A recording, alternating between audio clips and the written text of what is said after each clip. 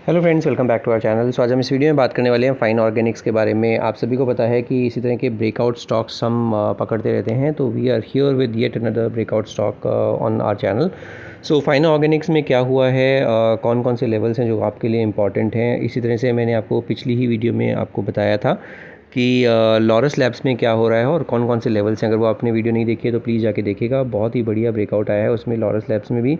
इस तरह से अभी काफ़ी टाइम से मेरे को लग रहा है कि ये जो फार्मा केमिकल जो इंडस्ट्री है, इसमें थोड़ा सा रिवर्सल का पैटर्न देखने को मिल रहा है। तो मैंने आपको दीपक नाइट्राइट भी बताया था, मैंने ल्यूपिन आपको बताया, मैंने आपको पहले ग्लेनमार्क बताया था, बट हाल फिलहाल में ल्यूपिन, दीपक नाइट्राइट, लॉरस लैब्स और अब ये इसी के कंटिन्यूएशन में फाइन ऑर्गेनिक्स भी हमारे रडार पर आया है। तो फाइन ऑर्गेनिक्स में क्या हो रहा है हम डिटेल में चर्चा करने वाले हैं, तो इसीलिए आप अगर वीडियो को देख रहे हैं तो बिना स्किप किए वीडियो देखिएगा, अदरवाइज़ हो सकता है आपसे लेवल्स मिस आउट हो जाएँ। अगर आप मेरे चैनल पर नए हैं तो क्विकली चैनल सब्सक्राइब कर लीजिए, बेल आइकन दबाना बिल्कुल मत भूलिएगा।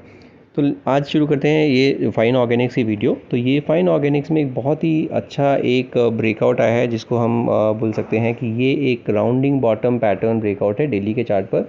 और ये ब्रेकआउट कहाँ पर आया है, ये आया है कुछ 5133 के आसपास। ये जो मैंने ब्लू कलर की लाइन डाली हुई है आप लोगों के लिए, ये आ रहा है 5133 के आसपास का ये ब्रेकआउट। और 5133 के बाद अभी चल रहा है 5342। तो ये 5342 जो चल रहा है, इसमें अभी बहुत ही बढ़िया लेवल्स हैं, अभी भी इसमें चाल देखने को मिल सकती है। और ये जो इसने बॉटम बनाया था वो बनाया था कुछ 4000 के आसपास। तो ऑलमोस्ट 1100 रुपये, 1100 के आसपास की चाल देखने को मिल सकती है। तो अगर आप 5100 से 1100 पकड़ते हैं तो 6200 तक की चाल देखने को मिल सकती है ब्रॉडली। तो 6200 का लेवल आपको क्या आजकल में मिल जाएगा? नहीं, हो सकता है ये थोड़ा सा रिट्रेस हो। रीज़न मैं आपको बताता हूँ, क्योंकि अगर आप इसका RSI देखते हैं तो 82 पे पहुँच चुका है, जो कि इसका ओवरबॉट सिचुएशन शो कर रहा है। तो अगर आपके पास पोजीशन है तो बनी रहिएगा, 5100 के आसपास का स्टॉप लॉस लगा के रखिएगा, क्योंकि इसमें ये सारे ही मूविंग एवरेज से काफ़ी दूर जा चुका है अभी। तो काफ़ी तेज़ ये रैली आई है और इसी वजह से अभी अगर आपके पास पोजीशन है तो बनी रहेगा। 5100 का एक स्टॉप लॉस लगा लीजिए, या फिर अगर आपने बहुत ही निचले स्तर पर पोजीशन बनाई है तो 5000 का एक स्टॉप लॉस लगा लीजिएगा, जो कि एक अच्छा खासा स्टॉप लॉस होगा। और 5000 एक साइकोलॉजिकल सपोर्ट की तरह भी काम करेगा। अदरवाइज़ 20 डे में अगर देखते हैं तो 4914 जो है वो इसका 20 डे में है। तो अगर आप डिपेंड करता है कि किस तरह का आपका होराइज़न है, कहाँ पर आपने पोजीशन बनाई थी, क्या आपका रिस्क एपेटाइट है, इन चीज़ों को ध्यान में मद्देनज़र रखते हुए आपको स्टॉप लॉस भी उसी तरह से लगाना पड़ेगा। तो अगर आपका बहुत ही पुराना इन्वेस्टमेंट है, आपने मान लीजिए 4000 के आसपास लिया हुआ है, तो 4914 का स्टॉप लॉस लगा लीजिए, वो कायदे का स्टॉप लॉस होगा। अगर आपने अभी हाल फिलहाल में पोजीशन बनाई है तो आपको 5100 का एक स्टॉप लॉस लगाना पड़ेगा। और अगर आपने मीडियम टर्म होराइज़न मान लीजिए 4500 4800 रुपये के आसपास का पोजीशन बनाई हुई है, तो आपको 5000 के आसपास का एक स्टॉप लॉस लगा के रखना चाहिए, जो कि साइकोलॉजिकल सपोर्ट की तरह काम करेगा। तो ये तीनों ही सपोर्ट लेवल्स बता दिए हैं मैंने आपको। टारगेट्स मैंने बता दिए हैं, 6200 तक के टारगेट्स देखने को मिल सकते हैं आने वाले टाइम में। बट क्योंकि RSI थोड़ा सा ओवरबॉट सिचुएशन शो कर रहा है, तो इसलिए मैं बोल रहा हूँ थोड़ा रिट्रेस हो तो वहाँ पर पोजीशन बनाने में ईजी होगा। 5100 के आसपास, 5000 के आसपास अगर मिल जाता है किसी बुरे दिन पर, तो वहाँ पर आपको एक्यूमुलेट करना चाहिए और उसमें आपको फिर 6200 तक के टारगेट के लिए वेट करना चाहिए। तो ये एक स्ट्रैटेजी है जहाँ पर एक्यूमुलेशन स्ट्रैटेजी बोलता हूँ मैं। आपको सभी को पता है, मैं भी इस तरह से एक्यूमुलेट कर रहा हूँ। LIC हाउसिंग फाइनेंस मैंने आपको बताया था, वो आपको 794 का ब्रेकआउट आया भी, उस 800 समथिंग 820 तक भी गया आई थिंक, और उसके बाद फिर से रिट्रेस हुआ। तो अभी रिट्रेस हुआ है तो रीटेस्ट करना एक बहुत ही अच्छी चीज़ है, क्योंकि अगर कोई ब्रेकआउट आता है और उसको रीटेस्ट करता है तो बहुत ही उम्दा चीज़ है। तो LIC हाउसिंग फाइनेंस को मैं आपको हर वीडियो में बता रहा हूँ, अभी मौका दे रहा है विद स्ट्रिक्ट स्टॉप लॉस। आप उसमें पोजीशन बनाने के बारे में सोच सकते हैं, या रडार पर रख सकते हैं वो पोजीशन को, और आपको फिर वो बहुत ही बढ़िया रिटर्न दे सकता है। डिस्क्लेमर से ध्यान रखिएगा कि LIC हाउसिंग फाइनेंस में मैं भी एक्यूमुलेट कर रहा हूँ, अपनी पोजीशन बना रहा हूँ धीरे धीरे। फाइन ऑर्गेनिक्स में मेरी कोई पोजीशन नहीं है, बट हो सकता है मैं पोजीशन बनाऊँ। तो जो भी आप डिसीजन लेंगे अपने फाइनेंशियल एडवाइस से डिस्कस करके ही लीजिएगा। तो ये हो जाता है डेली का चार्ट। डेली के चार्ट में एक और चीज़ आप ध्यान रखिएगा, डेली के चार्ट में अभी एक गोल्डन क्रॉसओवर ऑलरेडी हो चुका है डेली के चार्ट पर, और वो हुआ था 26 जून। तो ये भी एक और अच्छी चीज़ है जो कि सब्सटैंशिएट करती है या फिर सपोर्ट करती है इस पर्टिकुलर चार्ट को। तो ये डेली के चार्ट पर ऑलरेडी ये गोल्डन क्रॉसओवर होना बहुत ही बढ़िया चीज़ है। एक बार वीकली के चार्ट पर देख लेते हैं। वीकली के चार्ट पर आपके सामने ये ब्लू कलर की लाइन मैंने डाली हुई है। ये जो ब्लू कलर की लाइन है, यही एक काफ़ी टाइम से हर्डल की तरह काम कर रही थी, और यही है 5133 के आसपास का लेवल।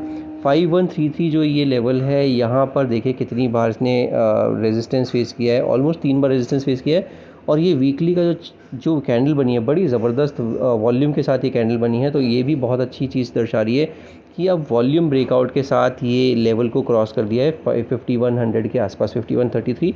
बट 5100 के आसपास का भी आप लेवल देख सकते हैं कि ये जो लेवल था ये थोड़ा हर्डल बना हुआ था और 3 बार से यहीं पर टकरा कर नीचे आ रहा था बार बार।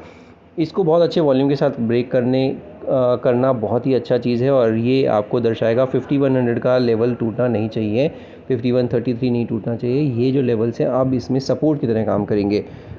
वीकली के चार्ट पर भी अगर आप देखते हैं तो 73 का RSI है, तो वो भी बहुत ही अच्छा मोमेंटम शो कर रहा है। तो हो सकता है थोड़ा सा नीचे आए 5100 5200 के आसपास, जहाँ भी आपको मिल जाए एक्यूमुलेट कीजिए विद स्ट्रिक्ट स्टॉप लॉस, वो एक स्ट्रैटेजी हो सकती है। और वीकली के चार्ट पर अगर आपको देखने को मिलेगा तो ये जो पहला पड़ाव देखने को मिल रहा है 5460, उसके बाद आपको देखने को मिलेगा 5800, और उसके बाद आपको हो सकता है ये 6200 तक का भी टारगेट देखने को मिल जाए। तो ये 6200 का टारगेट एकदम मुकम्मल हो सकता है, बट अगर आप इसे बने रहेंगे तो हो सकता है इसमें 7300 तक की भी चाल देखने को मिल सकती है। बट लॉन्ग टर्म के पॉइंट ऑफ व्यू से इमीडिएटली कुछ नहीं होने वाला है।